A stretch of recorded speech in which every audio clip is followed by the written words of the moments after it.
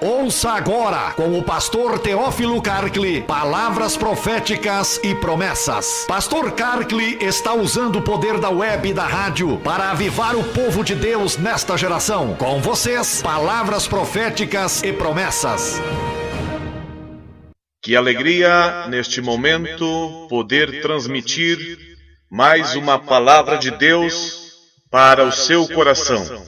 Coloque atenção, porque queremos trazer uma palavra intitulada Nosso Deus é um Deus alegre. Vamos buscar algumas informações bíblicas que mostram que o nosso Deus é um Deus alegre, e se Ele é alegre, nós devemos viver de igual maneira.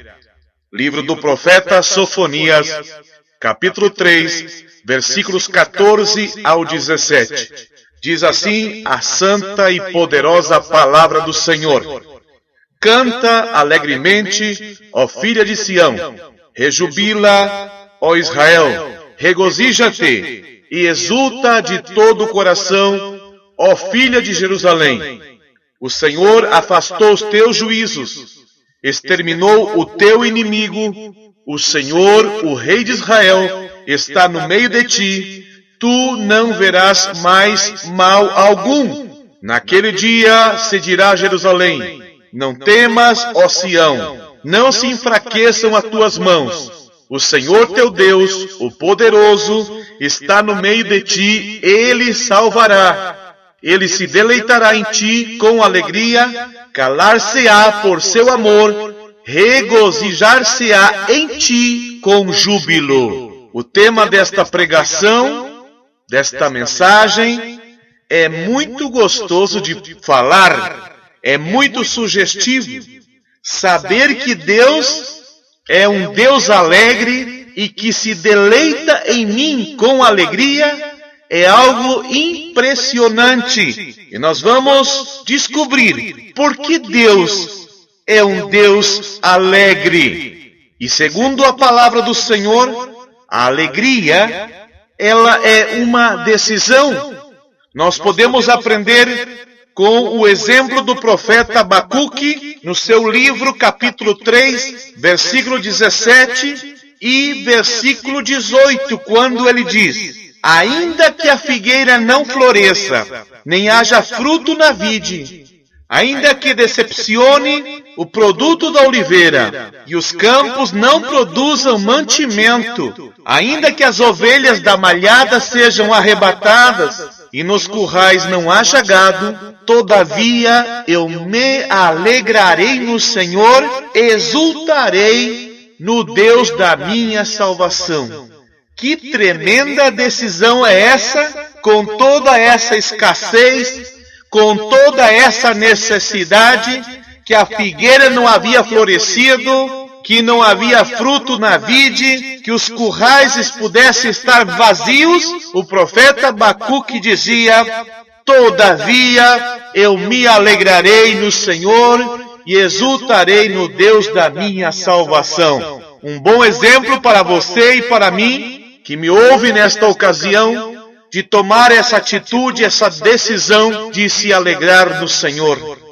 Temos no texto que acabamos de ler, em Sofonias, 5 grandes promessas que poderiam causar alegria também no nosso coração. Se calcula que existe aproximadamente 7.000 promessas na Bíblia Sagrada. Mas uma promessa para ti é aquela que você a encontra no momento de angústia, no momento de necessidade, e toma aquela promessa para ti. Aquela promessa se transforma viva e é eficaz no que Deus está falando e prometendo pela sua palavra. Neste texto de Sofonias nós encontramos 5 grandes promessas, e você pode escolher uma das 5 e dizer: essa é a mais importante para mim. Não sei se para você é importante saber que Deus afastou os teus juízos. Para mim isso sim é importante saber. Também é importante para mim saber que Ele exterminou o meu inimigo. Outra grande promessa que encontramos em Sofonias é que o Senhor está no meio de ti, no meio da tua família, no meio da tua casa, no meio da tua igreja, no meio da tua congregação. E ainda temos outras promessas em Sofonias que diz: tu não verás mais mal algum. Para mim, isso é uma promessa importante da palavra de Deus, de não ver mais mal algum. E a última promessa das 5 é que Ele salvará. Glórias a Deus por isso. Nosso Deus é um Deus alegre, é um Deus surpreendente. Permita-me tentar fazer uma descrição fantástica sobre Deus.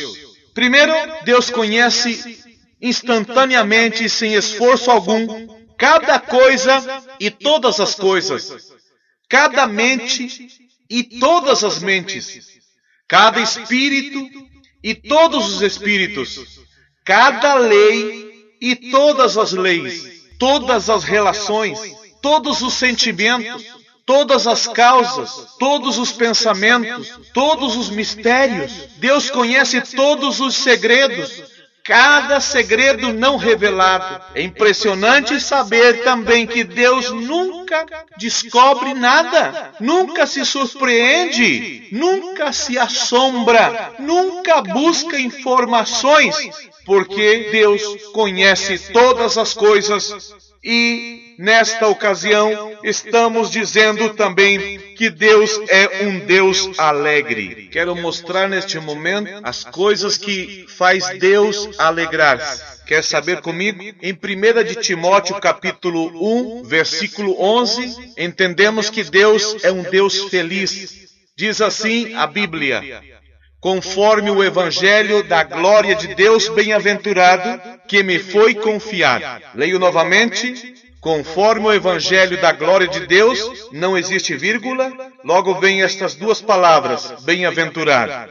O nosso Deus, então, é um Deus bem-aventurado, é um Deus alegre. Sabe quando Deus se alegra? Deus se alegra quando o homem se arrepende. Lucas capítulo 15, versículo 7 diz esta grande verdade: digo-vos que assim haverá alegria no céu por um pecador que se arrepende, mais do que por 99 justos que não necessitam de arrependimento. O fato dos anjos se alegrarem é porque esta alegria parte do próprio Deus. Deus, sendo alegre, passa essa alegria aos anjos, e os anjos se alegram quando um pecador na terra se arrepende. Nas 3 parábolas que encontramos neste capítulo 15 de Lucas, existem 3 coisas perdidas e 3 coisas que foram achadas e que provocam alegria: a ovelha, a moeda e o filho pródigo. O pastor que se alegra pela ovelha que foi encontrada é Jesus. Lucas capítulo 15, versículo 6 diz: e chegando a casa, convoca os amigos e vizinhos, dizendo-lhes: alegrai-vos comigo, porque já achei a minha ovelha perdida. Logo, a mulher que se alegra com a dracma, aquela moeda perdida, é o Espírito Santo. Lucas 15, 9 diz: e achando-a, convoca as amigas e vizinhas, dizendo: alegrai-vos comigo, porque já achei a dracma perdida. E por último, o pai do filho pródigo que se alegra com a chegada, com o retorno do filho, é o próprio Deus. Lucas 15, 22 ao 24 diz: trazei depressa a melhor roupa, vestilho, ponde anel no seu dedo, na sua mão, e alparca nos seus pés, e trazei o bezerro cevado, e matai-o, e comamos, e alegramo-nos, porque este meu filho estava morto e reviveu, tinha-se perdido e foi achado, e começaram a se alegrar. Como você pode perceber, a Trindade está completa nestas 3 parábolas.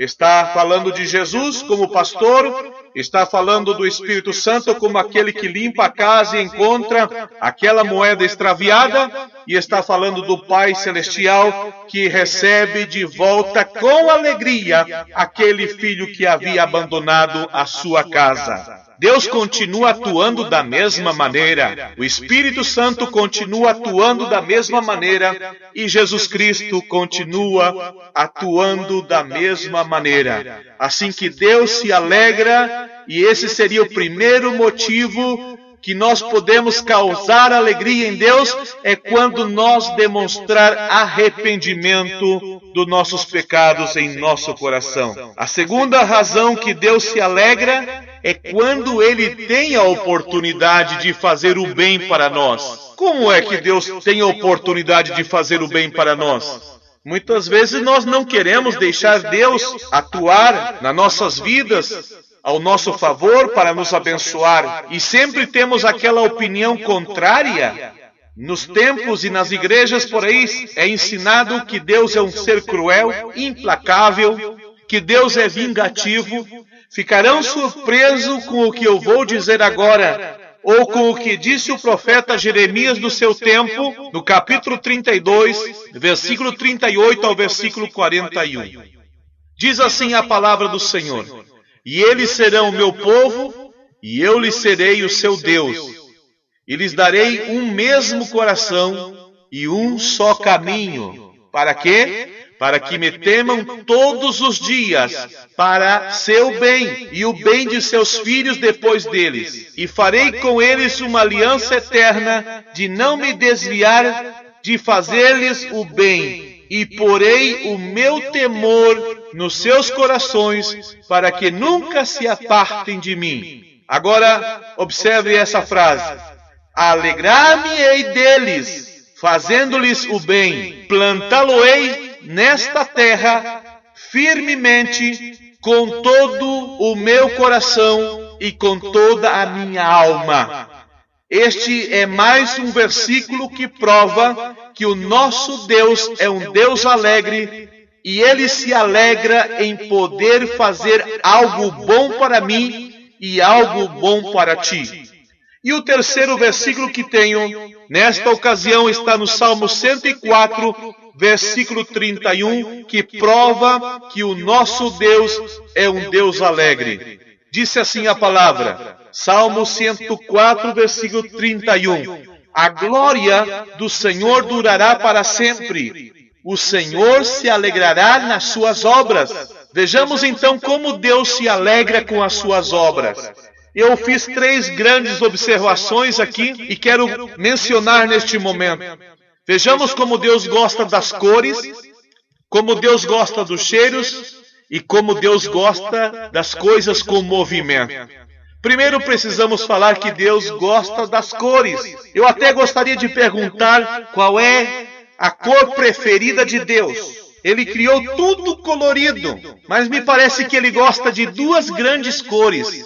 O azul, porque Ele fez o céu e os mares com essa cor, e o verde, pois Ele plantou na terra a vegetação, as plantas, as árvores, enfim, o nosso Deus, Ele gosta das coisas coloridas. Também me chama a atenção que Ele fez as frutas de muitas cores. Basta você visitar uma feira livre, você vai encontrar infinidade de produtos, frutas, verduras, enfim, para que o homem coma, viva e se alegre com a sua criação. Pergunto, quantas cores de ameixa, por exemplo, Deus fez? Deus fez as ameixas amarelas, as vermelhas e as pretas. Quantas cores de repolho existe? Existe o repolho roxo e existe o repolho verde. Quantas cores de cebola existe? Existe aquelas cebolas com a casca amarelada, existe aquelas outras com a casca roxa e conheço também uma cebola que ela é quase transparente ou branca. Outra coisa que me chama a atenção e vejo nisso que Deus é um Deus alegre. Por exemplo, Ele criou o brócolis totalmente verde, mas Ele fez algo parecido com o brócolis, só que é a couve. E a couve é branca e o brócolis é verde. Não vê você nisso que Deus é um Deus tremendamente alegre? Estou dizendo também que Deus gosta de cheiros. No Antigo Testamento, Deus vivia feliz com os cheiros. Que cheiro Deus recebia no Antigo Testamento? O cheiro da carne assada nos sacrifícios de paz. Porque havia sacrifícios pelo pecado, onde toda aquela carne era queimada e não sobrava nada. Mas havia um certo sacrifício chamado sacrifício de paz, aonde o ofertante comia juntamente com o sacerdote parte daquela carne, e enquanto aquela carne estava sendo assada, aquele cheiro estava subindo diante da presença do Senhor, e o Senhor emitia o perdão, porque ele começava a receber aquele cheiro agradável daquele sacrifício de paz. E também, naquela época, no tabernáculo e no templo de Salomão, Deus sentia o cheiro do incenso que era queimado diariamente, como oferta, como gratidão. E no Novo Testamento, o único cheiro que ele recebe, sabe qual é? O cheiro do teu testemunho, do bom testemunho. Disse Paulo em 2 Coríntios, capítulo 2, versículo 15, que nós somos o bom perfume de Cristo. Porque para Deus somos o bom perfume de Cristo, nos que se salvam e nos que se perdem. Somos o bom perfume de Cristo. O nosso Deus é um Deus alegre, por isso Ele criou tantos cheiros diferentes, cheiro de plantas, cheiro de árvores, cheiro de tantas coisas preciosas. Na Bíblia também fala que Deus sente o cheiro da generosidade. Quando você entrega uma oferta ao Senhor, o que toca Deus receber na eternidade, lá no céu, é o cheiro da tua generosidade. Filipenses capítulo 4, versículo 18 diz essa verdade. Mas bastante tenho recebido, e tenho abundância.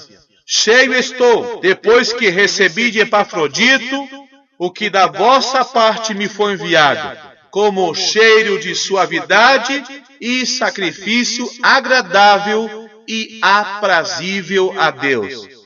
Explico novamente. Você entrega, por exemplo, uma oferta missionária aqui na terra, diretamente ao missionário.